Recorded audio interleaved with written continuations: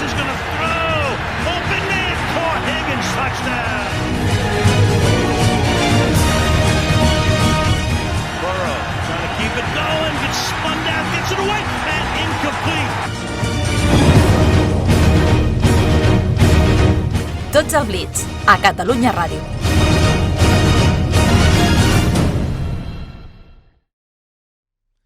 Benvingudes i benvinguts a Tots al Blitz, el primer programa en català dedicat a l'NFL. Avui tenim un programa molt especial. Pot sortir molt bé o molt malament, ja ho veurem. Podem ajudar el país o crear una crisi diplomàtica al més pur estil Josep Borrell, viatjant per l'Àfrica, com si acabés de sortir d'una aventura del Tintín.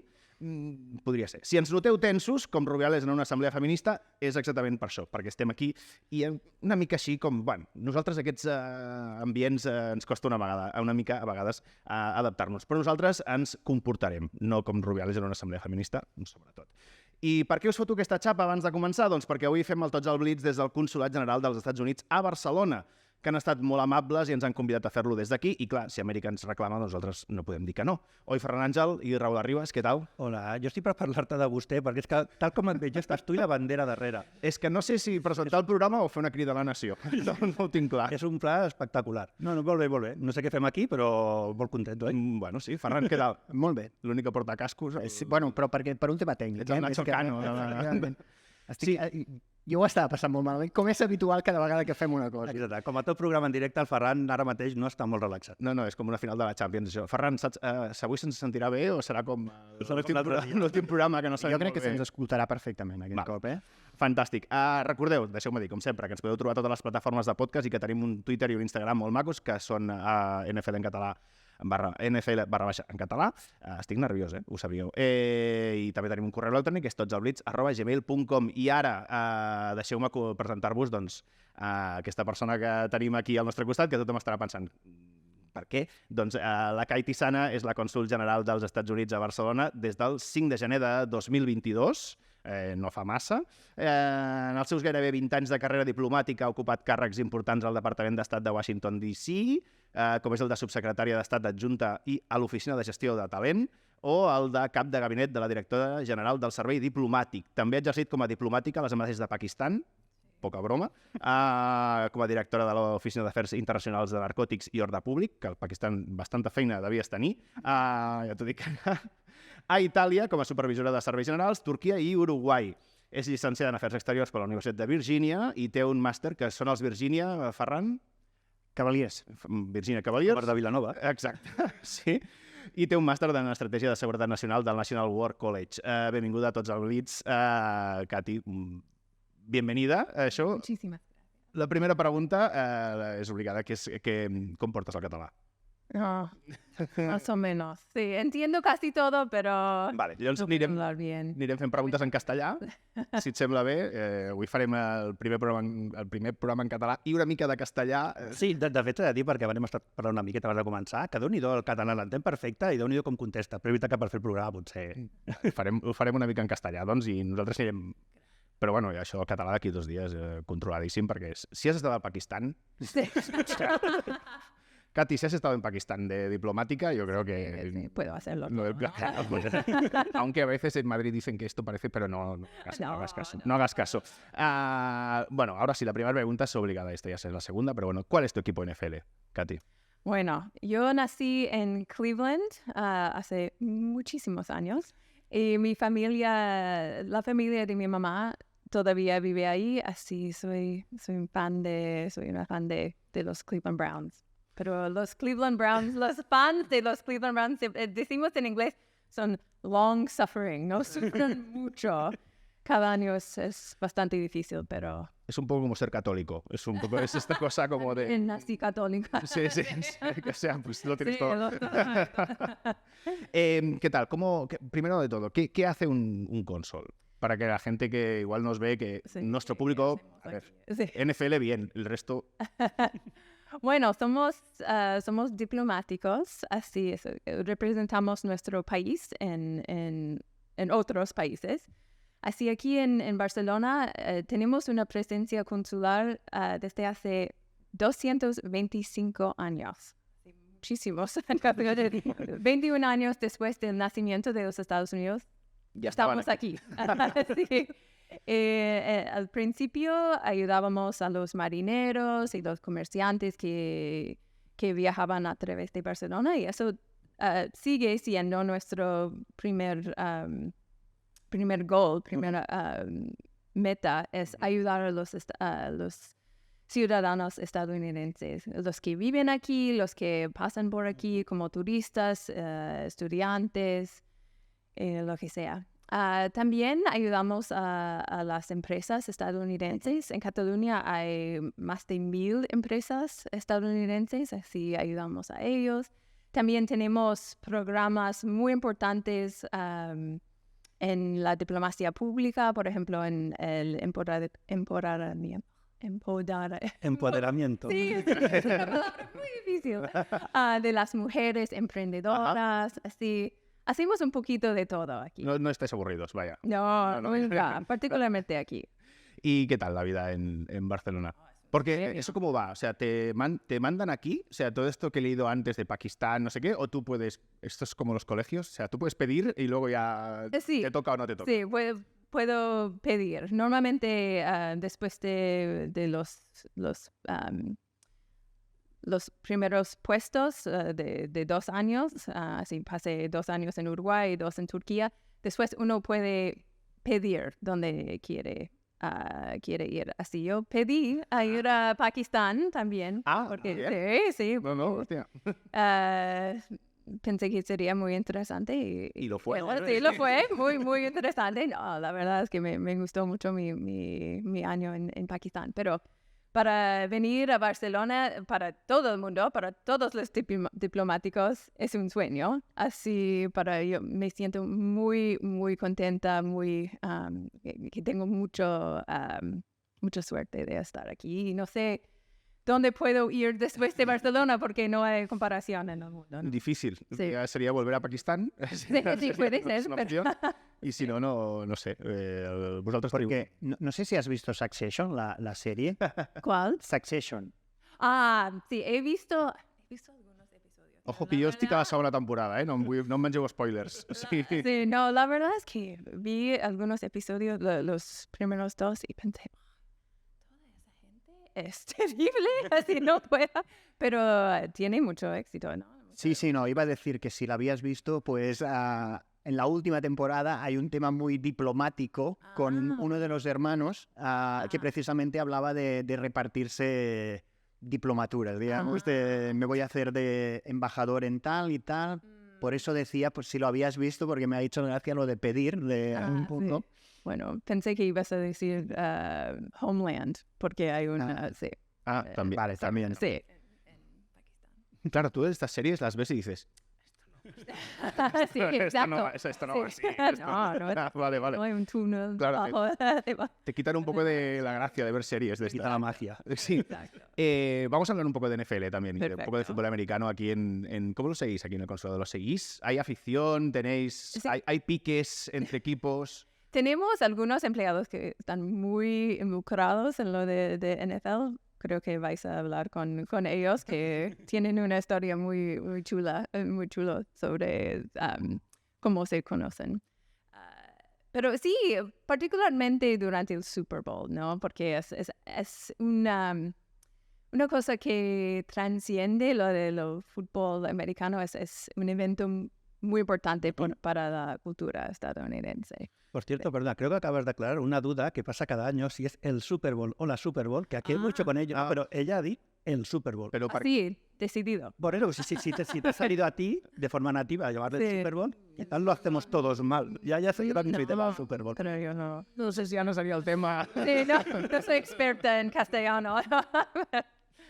Y entonces lo vais siguiendo, pero claro, la Super Bowl sí que es el día que... y también te digo que es el día que nos miran a todos. Los que seguimos un poco esto, es como... Sí. La gente te viene a preguntar, tenéis aquí como en el consulado y hacéis una porra. No sé si sabéis lo que es una porra. Una porra es el... Como apuestas, pero sin dinero. Ok, sí. Bueno, sin dinero. Sí.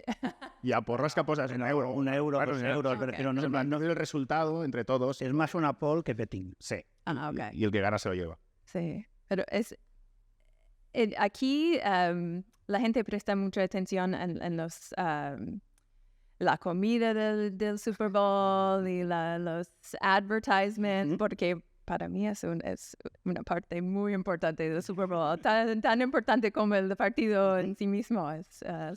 El espectáculo de la media parte. Sí. Aquí también es muy, muy típico, ¿eh? También los medios aquí en Cataluña y en España lo que hacen básicamente es explicar eso. Cuántas alitas de pollo. Sí, exacto. Cola, Pizza, canta y todo esto. Eso les encanta. Luego el partido ya. ¿Cuánto van a cobrar? Cada 30 segundos de publicidad, es 7 millones de dólares o lo que sea. Sí. Sí. Bueno, a nosotros también nos gusta esto. Bueno, a mí sí. Ahora que hablábamos de esto, ¿tienes algún candidato para el hashtag de este año que todavía hay rumores? Me encantaría, sí. He leído en la prensa que Taylor Swift dijo que no. Ya. Pero, qué pena, ¿no? Ya, pero nos encantaría que fuera que sí. Sí, pero no sé. Madonna está de tour ahora, no sé si ella va...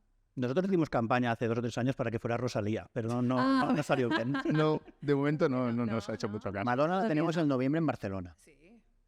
Pues Sí. mira, oye. Y aquí la gente que lo sigue o que vais viendo, os sentís un poco, o sea, solidaridad con los catalanes porque os coméis los horarios al revés. Porque claro, vosotros estáis acostumbrados a ver los partidos a la 1 Sí. y aquí de repente es como a la 1 de la madrugada. Sí, exacto. No, parte de la tradición en los Estados Unidos es lo de tailgating. Así, si un partido empieza a la 1 de la tarde, la gente viene a las 10 de la mañana a comer en los parkines y comer alitas de pollo a las 10 de la mañana. Muy bien. Okay, sí. Claro, Hay que ¿por qué no? hacerlo. Sí, pero es parte de la cultura muy importante, que solo es para el fútbol americano, no lo hacen con básquet ni de béisbol, es algo muy de fútbol americano. Y si es en Buffalo, luego se tiran encima de mesas a romperlas. Sí, exacto. Pero Sí. además, o sea, hay auténticas preparaciones de pickups de estas, pero que vienen con el toldo, que vienen con la tele. Una tele de 50, una Mucha barbacoa. gente no entra en el estadio, se quedan en el parking para ver el partido. Más cómodo, se puede beber. Claro. Sí, más. Bueno, el estadio también. Claro. Dependiendo del estado, porque yo en Green Bay no me quedaría fuera del estadio a ver el partido. Bueno, depende ¿Por el clima o...? Hombre, digo, en Chicago a diciembre... Sí. Pues están acostumbrados. Ya es verdad. Bueno, en Cleveland... Sí, también. Cleveland también, sí. sí. Pero ahora con cambio climático, en Exacto. diciembre no está tan mal. Algo bueno tiene que tener. Pero entonces podemos decir un poco que el tailgate es un poco como las calçotadas versión americana. Sí, No. no había pensado en eso, pero sí, un poquito de eso. Podem fer germà, no? Aquí podem trobar un punt de... Sí, de conexión. Me hizo daño la cabeza, ¿eh? El tailgate con la pick-up y el calzón. Hòstia. Bueno, però tu imagina't allà al mig del pàrquing de Cleveland allà i anar fotent... Vinga, però a més això de fotre el foc a terra directament, saps? No, I... la hoguera al lado... Clar, home, això els encantaria. I després un tio de búfalo saltant a sobre de la calçotada. De les flames, ¿no? A sobre de les flames. Vull dir que crec que es la parte cultural que nos podemos llevar más para acá, digamos, ¿no? Que esto si os explicas a la gente de aquí que ya les cuesta entender el fútbol americano en general, porque explicarlo ya es como, ¿y esto por qué este deporte es tan raro? Pero si les decimos, no, pero mira, se trata de ir pronto y beber y comer, Sí. Bueno. aquí yo creo que aquí, Mi punto. claro, aquí lo vamos a entender todos perfectamente. Sí. Porque igual quizá es lo que más cuesta, porque vosotros también tenéis un trabajo de, voy a decir de expansión, pero no sé si es la palabra correcta, pero sí de promoción de la cultura americana, etcétera. Y sí que el fútbol americano es como una cosa que se queda allí, ¿no? Es como, para vosotros es súper importante, Sí. porque es básico por la cultura, pero en cambio no se ha exportado o, bueno, se va haciendo, pero poco a poco. Sí. No, es verdad, es una parte muy importante de nuestra cultura. Hay equipos aquí que están creciendo y tienen, por ejemplo, los Barcelona Dragons, tienen lazos muy importantes con Estados Unidos. El dueño del equipo también hay 4 jugadores de los Estados Unidos, Sí. pero sí, poco a poco. Pero es algo en Estados Unidos que empieza desde una edad muy, muy pequeña, ¿no? Por ejemplo, en los institutos, los partidos de fútbol americano en los institutos son un espectáculo. Y en mi caso, mi instituto ganó el campeonato estatal en Virginia cuando yo tenía 16 años, hace muchos años. Sí. Los dinosaurios. Pero sí, es algo que todavía, después de tantos años, mis amigas y yo todavía hablamos de eso, que fuimos a los partidos, aunque si llovía, si hacía frío. El partido para el campeonato estatal fue un día en diciembre con una lluvia fría, pero todo el mundo estaba ahí. Y mi padre, cuando le dije que yo iba a hacer esta entrevista, él me acordó de todas las cosas de ese día, que este jugador después fue a Penn State y después a una... Mira, igual Ferran lo conoce. Si fue a Penn State... Bueno. De hecho, una cosa que sorprende aquí es que los high schools tienen estadios muy grandes. ¿Cuánta gente cabe, por ejemplo, en el high school tuyo? En el mío, no sé, algunos, 4 o 5 mil. Sí, Pero claro. en Texas, por ejemplo, es de otro mundo. Hay estadios para universidad, para fútbol americano en la universidad. Hay estadios en que caben más gente que en el Camp Nou. El estadio más grande de Estados Unidos, el de Ann Arbor, el de Michigan, Sí. son 120.000, creo, y y lleva ya The Big House. Sí. No me sabia el nombre. Sí, però 5.000 persones en un partit d'institut, que al meu institut quanta gent hi cabia a la pista? Pues al voltant de la volta, al voltant de la pista els que hi càpiguen. Con cuántos hay una pequeña grada y caben 50 personas para las familias. Sí. Y sin ya. Y si van. Que família, sí. Sí, van. Clar, Especial, no, clar. Pero eso, claro, nosotros aquí lo hemos vivido a través de las películas. Que es como el instituto, ¿no? El quarterback, Friday Night Lights. Sí, algo así. Sí, Friday Night Lights es como la máxima expresión de ese fenómeno, ¿no? De un pueblecito que hay 1.000 personas, pero todos, y hay como... Es una religión, por decirlo de alguna forma. No, en Estados Unidos, como mínimo, la imagen que vemos nosotros, a los que nos gusta, ya no solo la NFL, sino también el college, es, ¿no? Eso que hay el instituto, el high school, que es súper... Es como una religión, luego pasas a la universidad, que también, si formas parte, también es una cosa muy exagerada, y luego sí que es verdad que la NFL es como tu equipo, pero no es seguidismo, por decirlo así.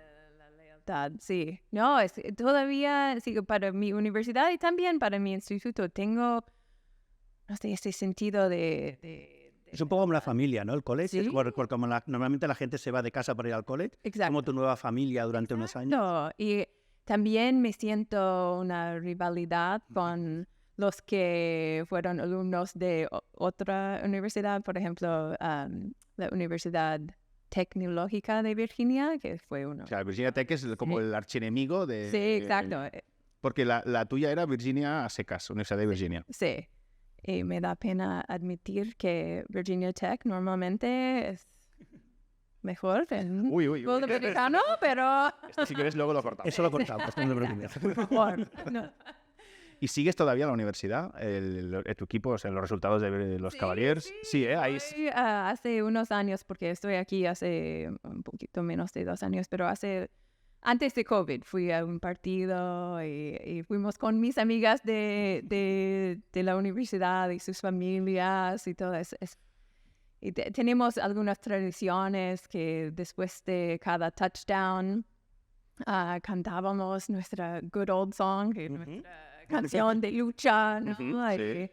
Y había algunas tradiciones bastante raras en la Universidad de Virginia que íbamos a cada partido vestidos bastante formales. Así había un dicho, guys in ties, girls in pearls. Así los chicos llevaban corbata y las chicas perlas para ver un partido de fútbol, que es algo muy de Virginia, de la universidad. Es clásico de Virginia, Sí. de la Universidad de Virginia. Pero eso O sea, es como, hay que ir guapo al partido. O sea, esto era... Exacto. I com estan els Cavaliers, Ferran, per cert, ara? Com van? Bueno, Vull dir, quina... No, ara no... Vull dir, anava a dir, no, de, no vaig jugar aquesta setmana i just començar ahir... En general, com a programa, vull dir. Mitja taula. Bueno, encara està sent bastant amable. Vull dir... Però és primera divisió, és FPS, amb la qual són... No és tan fàcil ser-hi a la primera divisió, amb la qual no, bé. Tenim jugadores famosos, tenemos, de Virginia Cavaliers. Chiqui Barber. Y además estuvo en los Giants. Sí. És que Ferran és de los Giants. Ok. Sí, Jo sí. así tenemos. Veus? Ja tenia la connexió, ja està, perfecte. Chiqui Barber, molt bé, ja està. Que ara era ell o el seu germà que el van posar... No, Ron de Barber era el que van posar en el Hall. Sí. Antes decías, bueno, esto es, te digo, aquí es una cosa que a la gente cuando se lo explicas le alucina bastante, el tema de la universidad y que realmente donde hay lo que decía Ferran, ¿no? Donde realmente hay la pasión es allí, y luego la NFL, pero la NFL también. Sí, también, pero no sé, la universidad es una minicultura y sigues con eso toda tu vida. Y además hay muchísimos equipos, porque de la NFL hay 32, pero college hay un montón y todo el estadio lleno, un montón de gente. Exacto. Sí. Antes decías que tenéis contacto con los Barcelona Dragons. Sí. Claro, porque jugadores que son norteamericanos, pero entiendo que pasan por aquí en algún momento, no sé, o como mínimo les... Nos roban los pasaportes. Esas cosas. Pasa. ¿Cómo ves el fútbol ahora en Cataluña? Si has tenido tiempo de saber un poco cómo... Sí, está creciendo. El interés está creciendo mucho. Estamos muy ilusionadas que hay un futuro aquí. Hay muchas posibilidades. Hay equipos también, no sé si con los Drags de Badalona o con equipos diversos que tienen... Van como haciendo mucha promoción y ahí es donde yo quería ir a parar. Todo esto va sonando porque... En el futuro próximo, no sé si vosotros sabéis algo, no sabéis algo, si nos puedes... Bueno, antes has dicho que ayudáis a empresas de Estados Unidos. No sé si hay algo ahí. Me encantaría que sí. No sé si tú vinieran. te han venido a decir, oye... Sí, no, he leído los rumores en el chisme, en la ¿No te han prensa. preguntado por restaurantes aún? No, dónde ir a comer? todavía no, pero tengo mi lista. Soy personal. Sí. No, me encantaría que vinieran aquí, pero no tengo noticias para daros, lamentablemente. Pues habíamos venido... Pero tengo dedos cruzados. Habíamos venido al fondo, digamos, aquí expresamente para ver si podíamos sacar algo, pero no. Pero bueno, pero sí que parece que es un hecho. O sea, que la NFL en un periodo... Antes o después, en un periodo de 2, 3... quizá un poco más, que en Madrid y en Barcelona estarán. O sea, que... Yo creo que tienes que aguantar como mínimo... no sé cuánto tiempo puedes estar, si esto tiene límite. Sí, lamentablemente me voy el verano que viene así. Ya está. Sí, normalmente son trabajos de 3 años, pero yo llegué un poquito tarde. Pero así el NFL tiene que... Pues aprieta para que vengan este año. Sí, exacto. Sí, son trabajos de 3 años, o sea... Normalmente. No va completamente ligado a algunas elecciones, a un periodo No. Para los diplomáticos de carrera, normalmente nuestros trabajos duran 3 años en un lugar como Barcelona, en un lugar un poquito más difícil como Pakistán, 1 año. Los lugares en el medio, no sé, por ejemplo, como Mali, Burkina Faso, 2 años. No, pero en 1 año tienes poco tiempo, ¿no? Ya cuando sabes un poco cómo funciona todo, ya te vas. Sí, exacto. Bueno, antes de acabar, porque vamos acabando ya, había un par de cosas que te quería preguntar. Es ¿cómo le recomendarías a alguien que se enganche a la NFL? Hay que mirar, hay que ver un partido, hay que ver algunas películas. Sí. Me encantó la película Any Given Sunday. Sí. O Jerry Maguire. Algo así, pues. Show Me the Money. Exacto, porque eso da el sentimiento, la ilusión del deporte. Sí, o sea, mira pelis, a ver si us aficioneu. Y no sé si, porque por ejemplo Ferran es un ultra aficionado del deporte universitario, que aquí Raúl y yo nos cuesta un poco más. Ya porque no nos da la vida, básicamente. Exacto, no. O sea, no, es una cosa... Equipo para todo. Pero, o sea, tú dices que todavía lo sigues, igual sí que donde nos tenemos que enganchar es al fútbol universitario, en lugar de la NFL. Sí. Las dos cosas. Sí, no sé, aquí no sé dónde se puede... Claro, es que es más difícil verlo desde aquí, la universitaria, que la NFL, eso es verdad. Pero también hay películas o series para Seguiremos a los Cavaliers, sí, eso, no? Sí. Ja ens faràs un anàlisi, Ferran. Aquest any jo crec que a cada de tant en tant hem d'anar veient què fan els Cavaliers. Per acabar els programes, i aquesta setmana els Cavaliers... Exacte. Bueno, nosotros en Vilanova, Raúl y yo somos del mismo pueblo, que es de Vilanova y la Geltrú, que si no lo decimos nos echan del pueblo. Teníamos un equipo hace muchos años que se llamaba Cavaliers, también de... O sea, que, ¿ves? Ja tenim també una altra... I l'última cosa que t'he de preguntar, no sé si vosaltres teniu preguntes per fer-li, jo vaig tirant, Sí. la última cosa que es ya no hablar de fútbol americano, sino de tu estancia aquí en Cataluña. ¿Qué te llevarías? O sea, nosotros somos muy de importar cosas de Estados Unidos, culturales. ¿Qué crees que les podríamos llevar los catalanes a Estados Unidos? Culturalmente, aparte de las calçotadas, obviamente. Y voy a Vilafranca del Penedès este miércoles para ver la diada.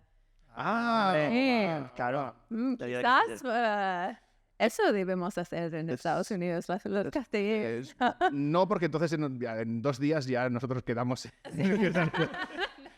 en algo que vamos primeros. O sea, No, la verdad es que la cosa que voy a llevar conmigo es el cómo aprecian la familia y el tiempo en familia y los almuerzos largos de domingo y como todo el mundo toma sus días de vacaciones. Que Estados Unidos es algo... Todavía tenemos que trabajar en eso porque... me parece que vamos un poco al revés, Sí. pero bueno. Parece que vamos nosotros hacia allí y no de allí hacia aquí. Que ya me parece bien, ¿eh? Y si no, la propuesta que te queríamos hacer es que, a ver si, que sabemos que está como una anécdota, pero a ver si el tío lo podemos ir introduciendo también. Explicar el tío a gente de fuera es interesante, ¿eh? Oh, sí. No, Porque, o sea, yo ahora me estoy imaginando una familia en Cleveland y diciendo, a ver, Katy, ¿cómo qué? Mira, te voy a explicar. el noviembre pasado, mi amiga del instituto vino con su familia, con sus 3 hijos. Y yo les expliqué lo del tío, 2 niños de 6 años y 4 años. Y ellos se quedaron diciendo, que... Claro. ¿El hace qué? ¿Qué sale de él? Sí.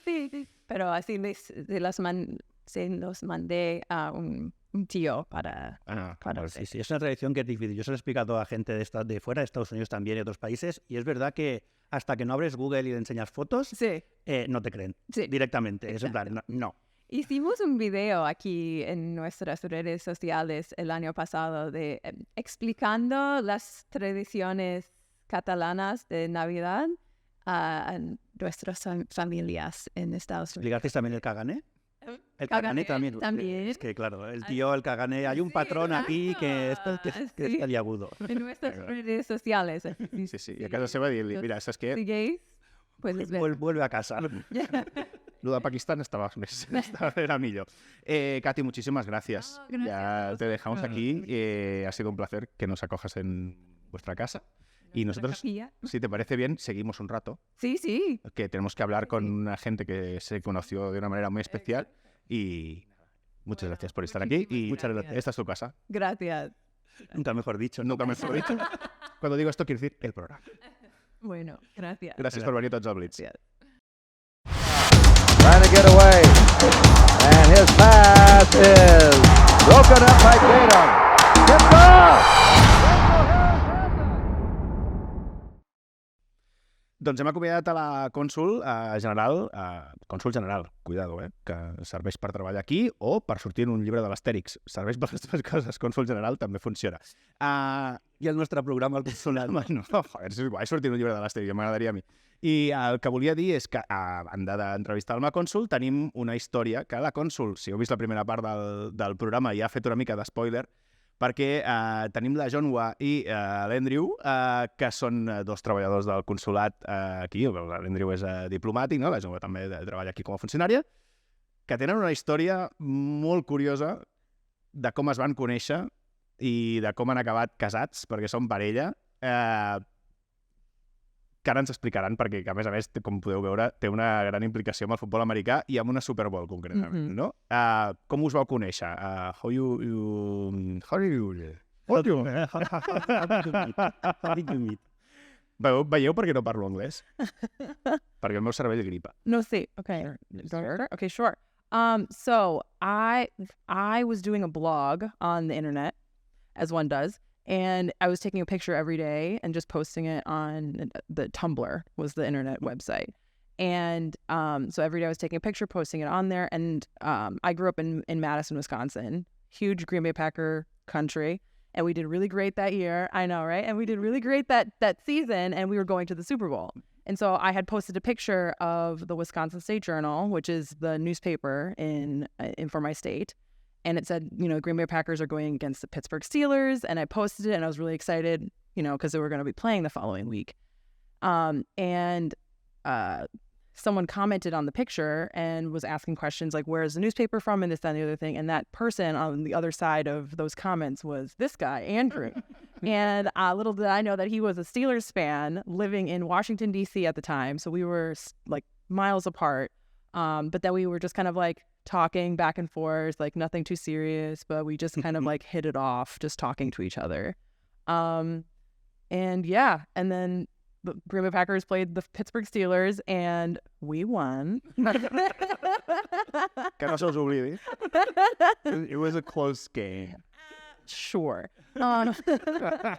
So this was back in February 2011, and I knew that he was he must have been a decent person, because even though his team lost, he decided that he would still want to talk to me and still wanted to interact with me and things like this. So yeah, that's how we started talking, and then we met in person eventually later that year, because Andrew's job brought him to Wisconsin, and then it just kind of bloomed from there. And yeah, our teams don't really play that often because they're in different, divisions and things like this. But yeah, that's how it happened. Yeah. And I was running a Steelers blog at the time, and I wanted to use a photo that she had published of this newspaper.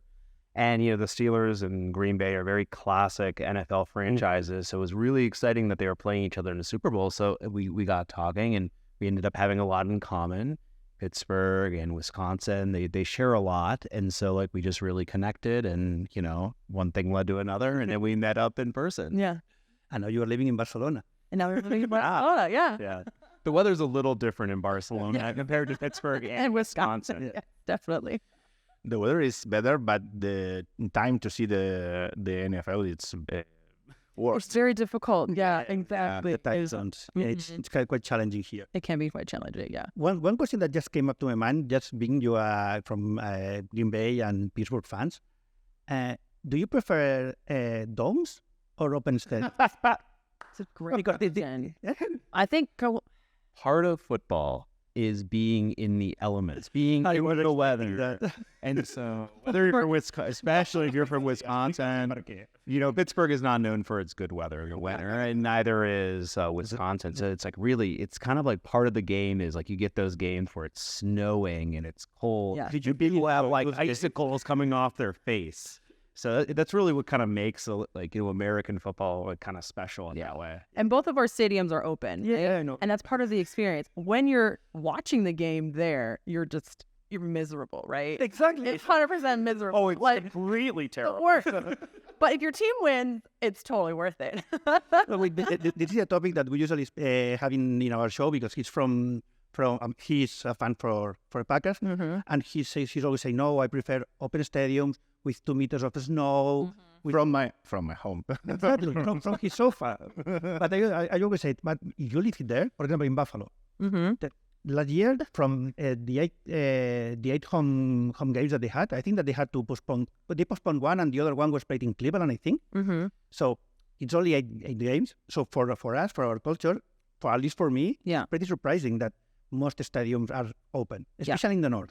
Because as you said, Pittsburgh and Green Bay are not places where that would weather. And instead, in New Orleans, they have a dome. Yes. Why? It's a great question. I think Northerners in America really sort of take pride in just sort of how cold it gets. And I think that's just part of the appeal of being in those places. Yeah. I guess I don't know. Well, But like at least Pittsburgh, there's been playoff games where it went down to like, I don't know what it is in Celsius, but negative something. And we took pride that it was like one of the coldest playoff games. And you're like, I was there. It was so cold. Yeah, exactly. Or I think it was like Miami had to come play. And those poor people. They were ready. The frozen tundra. 100%. Yeah, the frozen tundra. And but it's not just the game, right? It's the whole community aspect of it. So there's people that tailgate ahead of time, people hang out in the parking lots, drinking or like barbecuing, and just like getting warm and before you go into the stadium. And then it's like a whole like community aspect of it. So it's like we're all in this together. Kind of thing. So North America, especially the northern part, like autumn is a very beautiful time. The leaves are changing. It's cool. It's crisp. You have your pumpkin spice latte. And so football is just really part of that culture where like you're out and it's an outdoor activity. And part of it is like you're tailgating, you're drinking a good beer, you're enjoying the game, grilling. It's sort of just part of the general culture. Mm-hmm. I mean, I'm absolutely sure that if there's no tailgating before the game, it's absolutely not enjoying not real. Again at the same level. I'm absolutely sure. You will never go in the stadium. No, there's a lot of people that can't, they don't have tickets to go to the actual stadium, but they'll go and participate in the tailgating aspect of it. So yeah, that's totally a thing. Yeah. And I think that adds sort of like, especially the culture of the city. I know Wisconsin's a lot like this, Pittsburgh definitely, where the city sort of breathes football. And so like a huge part of the culture of the city is the football season. Mm-hmm. And when the Steelers win like Monday, everyone's really happy. But then you can just feel this depression on the city if the team loses. And so it just really is sort of this, it's a really big part of the economy and sort of the culture of the city.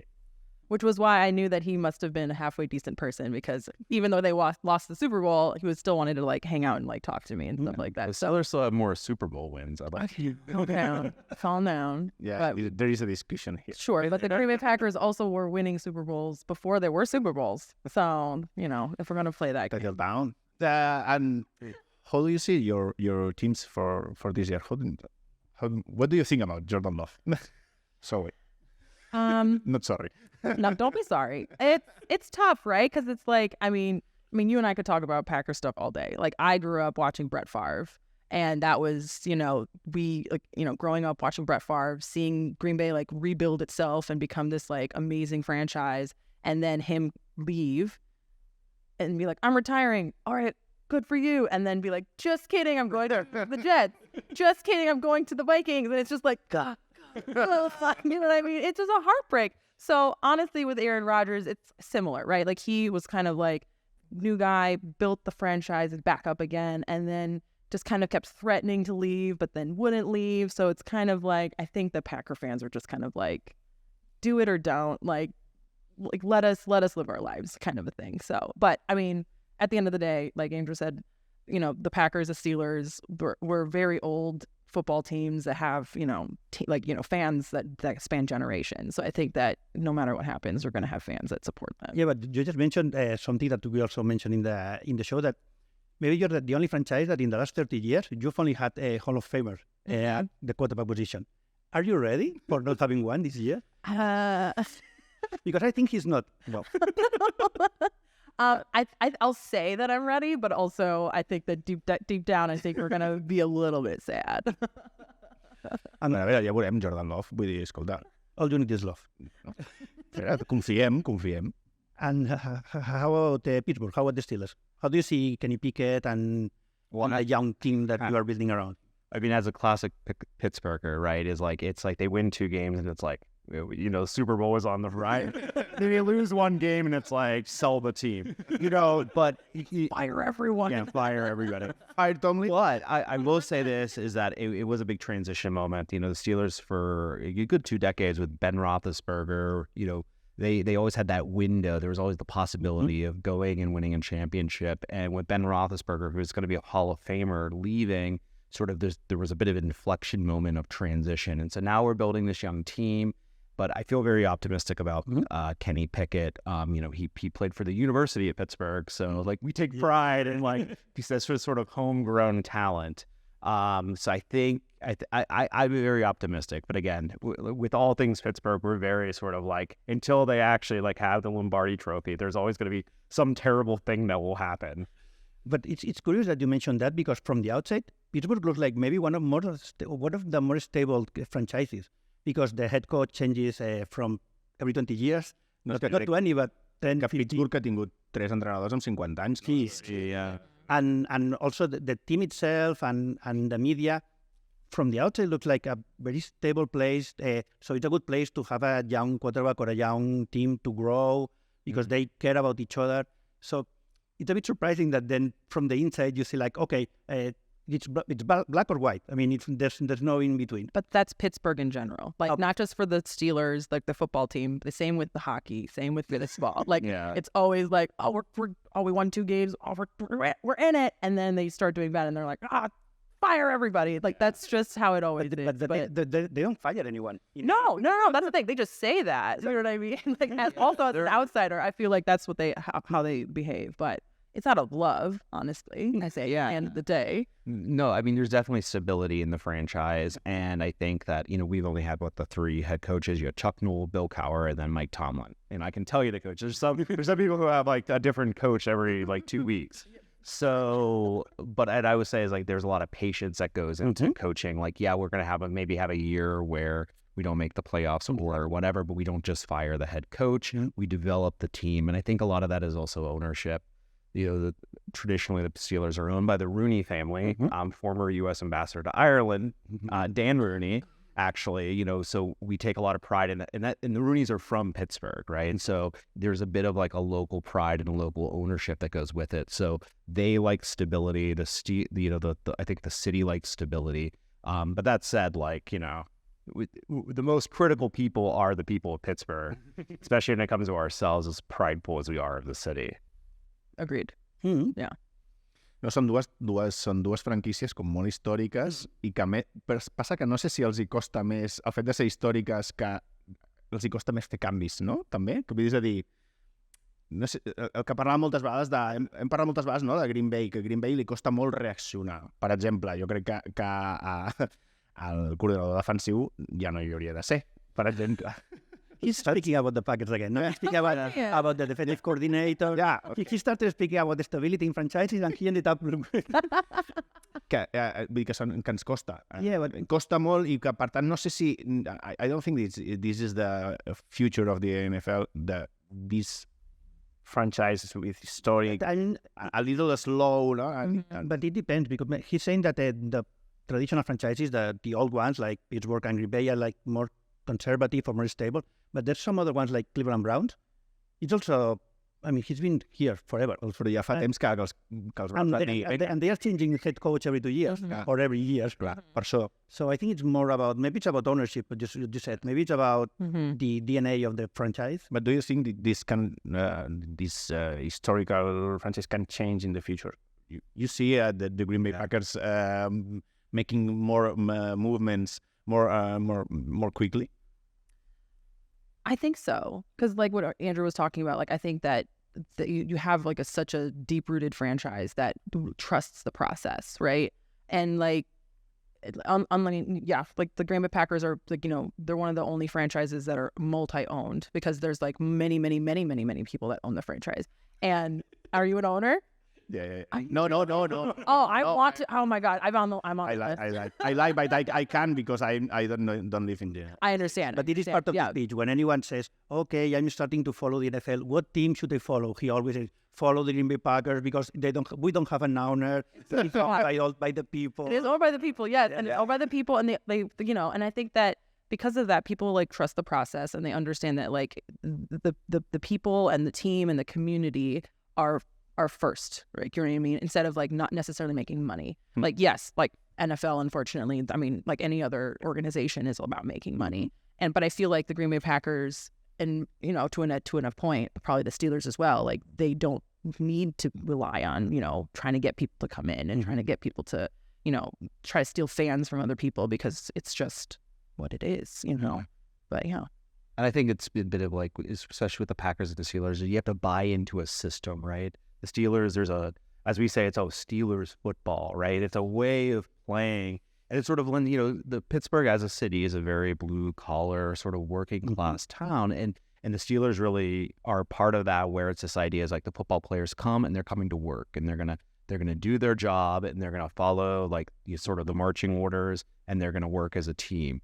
And, that's worked, like, traditionally as a running, defensive sort of hard team. But you do have a good question, which is, as the NFL moves to more, an offensive orientation, let's say that, can the Steelers and these traditional teams adapt? And I would say, like, the Steelers, since 1970 have been very, very successful. And the NFL has changed in those decades since. So I think, they've been adaptable, and, evidence points to they can adapt. So, but I guess we'll see what happens with the new young team.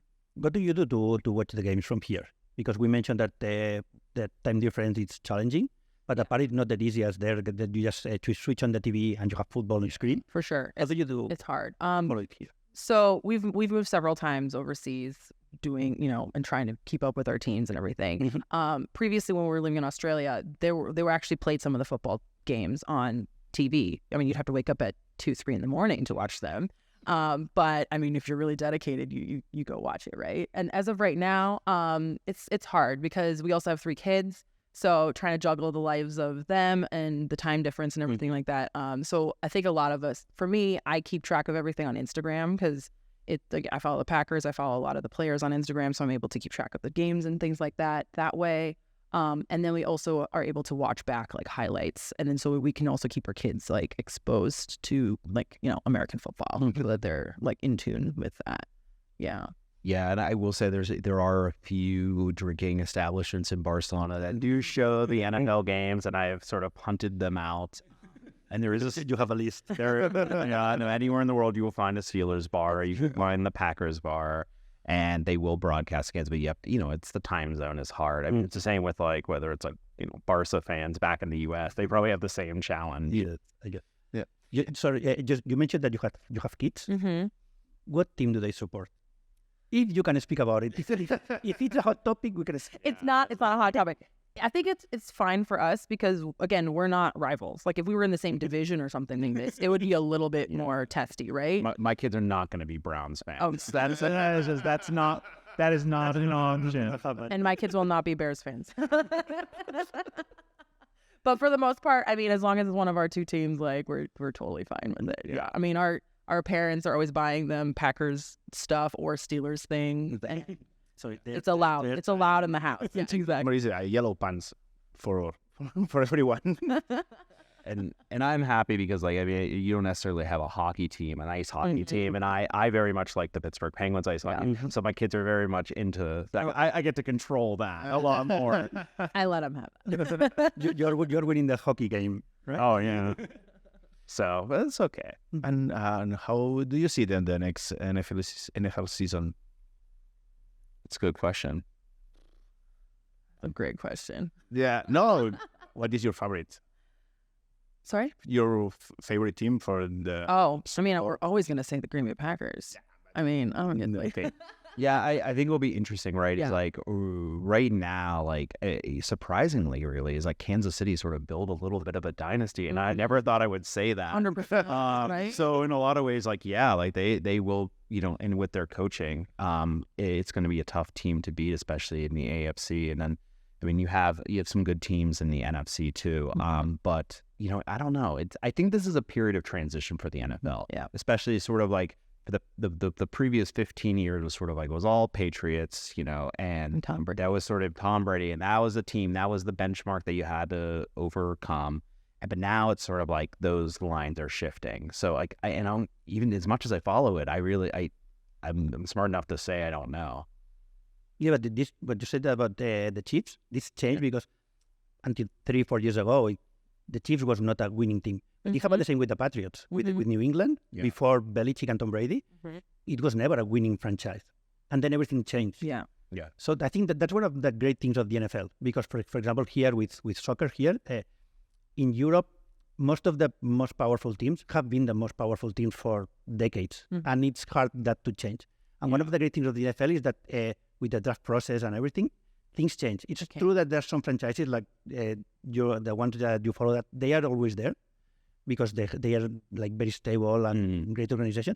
But things change super fast. The Buffalo Bills have been shit, sorry, for 20 years, and now they have a super good team. And they've had it for a couple of years, and these things change super quick. Right. Yeah. You're definitely right, and I think that is the beauty of the NFL. Mm-hmm. They as a organization are really good at. They've created a system in which even sort of a team that historically does not do well, they put the right pieces in place, they can be a contender. And I can say that's not, even in American sports, that's not always the case. As a Pittsburgh Pirates fan, like we were going on a while now, and that's something that that doesn't necessarily happen in baseball. That can happen in football, which is it only takes a season or two to come back around. And I know in football here, you have some teams that are just always good and other teams that maybe aren't. So Yeah. Com van els Pirates, per cert? Ferran? Sí? Hosti, no, com que tu també el béisbol també li dones de tant en tant, doncs... Ferran, here he follows the NFL, baseball, ice hockey, he follows everything. Yeah, but I'm a Yankees fan, and because this season it's all shit, and I'm not following MLB anymore. Yeah, totally understand. O sigui, t'has desenganxat perquè com que ja no d'allò, doncs ja t'és igual. I mean, it's really hard being a Yankees fan. It's like, they're not in the playoffs the one year. Yeah. It's like, I guess I'll take a break. No, but it's curious because you have like a ton sheet of money for singing everyone if you really want to do that. You sing everyone normally, but you make the playoff every year normally, or at least the wild card, and then you lose. From 14 years, if I'm not mistaken, 2009, I think that was the last trophy. But I think that this kind of thing, the salary cap, the hard salary cap that NFL have, it's cool to allow other teams that maybe like Packers, because Packers they are not in a market like New York that. For sure, no sería Nueva York. Yeah, but allows to make them all more fair and fair. Exactly. I totally hear you. And the salary cap is a huge sort of like you can get people really talking about the salary cap, especially when it comes to like baseball. As a Pirates fan, I feel it because the Pittsburgh is not a huge market. It's an okay market, but it's never going to compete with the Los Angeles of the world, the New Yorks of the world. And so they will just always have resources we don't. And in baseball, you can always sort of put yourself in the playoffs versus the Pirates will build for like 10 years to maybe have a team that will maybe get to the wild card, right? But in football, because of the salary cap, it allows these smaller markets. And I think it's good for the sport because what happens is Pittsburgh sort of takes ownership of the Steelers, Wisconsin and Green Bay takes ownership of the Packers. Yeah. And because it's a small market, those teams really matter and they build these fan bases. And I think that's sort of part of the magic of the NFL success. So, like identity from the city or the market. It's like I think it's ours. It becomes part of the identity, and I think that's a good thing versus, it's harder to do that when it's just sort of like you have to sort of pay to play. If, you have to be a big city in order to have that sort of special franchise. Right. And I think that, Green Bay is such a small city, right? And there's never going to be another place that can host or have another team at the level at which the Green Bay Packers are, because, other franchises are trying to get added on all the time, but they're always going to be like the Los Angeleses or the Vegases of the world. You know what I mean? It's going to be these giant cities that are trying to absorb as many fans as possible. And I don't know. There's something magical about the Green Bay Packers, it being such a tiny town. And it's true what you were saying about the salary cap, because, for example, the great rivalry of Packers, it's Chicago. So the markets are completely different. So it's really different. So it's a really, really big one, with maybe the smallest one in the NFL. Yeah. And you've been able to compete for the whole history of the league, so that's great. Escolteu, ho hem de deixar aquí, em sap molt greu, perquè jo m'estaria parlant amb la Jeung Hwa, ara podem estar... What do you think about Aaron Rodgers? Personally or professionally? Yeah, okay. Okay, so here's the thing. Personally, I think that I got scarred by Brett Favre, right? Like, I really did. Like, we all got burned really bad. So with Aaron Rodgers, we all thought that he was going to be this like stand-up guy, like coming in and like really like taking ownership of, as the captain of the team and all that. And then, the later years, it's kind of felt more like a circus. It's kind of felt like very, doing it for content or whatever. Sorry, are you ready for him playing for the Vikings next year? No, calla. That is just too soon. It's repeating. History repeating itself. But what is it with the Green Bay quarterbacks? It's like salt. If we're gonna play that game, it's because the Vikings have never won a Super Bowl and they just want to have something, and so they have to take our, leftovers. Ben Roethlisberger retired. If he was on like Baltimore or something, I would just that's it for me for the year. Wow, win Baltimore. Per acabar, molt ràpid, so let's make a quick test from Green Bay and Pittsburgh, but it's a easy question, Like history questions? Yeah, no, it's a personal question, so there's no problem here. So your favorite all-time player from Green Bay and Pittsburgh, and your actual favorite player. Puc contestar jo també de Green Bay? No. Vale. Oh man. I don't know. That's a lot. I think my all-time favorite player was Reggie White. Wow. I grew up watching him. He was such a stand-up defensive player, and he was so gracious and so and he was just so awesome. Like as a young kid watching the Green Bay Packers, it was just so freaking awesome to watch this guy totally take it down, but then also just be the most gentle person in the entire world. As currently, I don't know. I don't know if I have a current honestly, Clay Matthews was also a really awesome player. Maybe I just go for the defensive guys. They're just really go hard, go strong, but then on a personal way, they also are just really, stand up people. And I think that's what I appreciate the most. But yeah, that's where I sit right now. Yeah. For the Steelers, all time, I would probably say Troy Polamalu. And the reason is because this is perfect. Oh, you have the hair. So, No tinc molt d'allò, però... They call me the white Polamalu. True story. That's what I'm going to be called. I shared a photo. What for real? He was somebody who played he was really, really good, right? First and foremost, but then he did it in such a humble way, and I think he also meant a lot for especially Pacific Islanders. Samoa and American Samoa, they produce great athletes, especially Samoa is sending people to rugby, and then American Samoa is sending people to the NFL in crazy numbers for the size of their population. And Troy Polamalu really was able to sort of represent those people in a way as a Hall of Famer in a very humble and sort of a very prideful way. And he really meant a lot to the city of Pittsburgh because he sort of had that sort of work ethic that, really, symbolizes the team. And current one? Do you have a current one? I'm going to say Kenny Pickett because I'm giving him as much positive energy as possible. It's a bit of wishful thinking, maybe. Maybe, but hey, I have to manifest it. I love George Pickens. I really love George Pickens. Yeah, no, it's good. Doncs escolta'm, Raül, Ferran, si no teniu res més ho deixem aquí. Jeung Hwa, Andrew, thank you very much. Gracias a todos. Thank you very much. Someday we can talk about the Packers, only the Packers. Of course. Someday only the Steelers, but I don't come. Que vagi molt bé, gràcies a tothom per seguir aquest programa de Tots al Blitz i doncs res, la setmana que ve seguim i d'aquí 15 dies comença la temporada, nois. Vull dir que... Una mica de sort, parlarem amb el nostre amic, a veure què ens diu l'Scotty. Ja veurem, que de moment estem a fin que al final no sortirà i veuràs tu la gràcia. Que vagi molt bé, adeu. Adeu.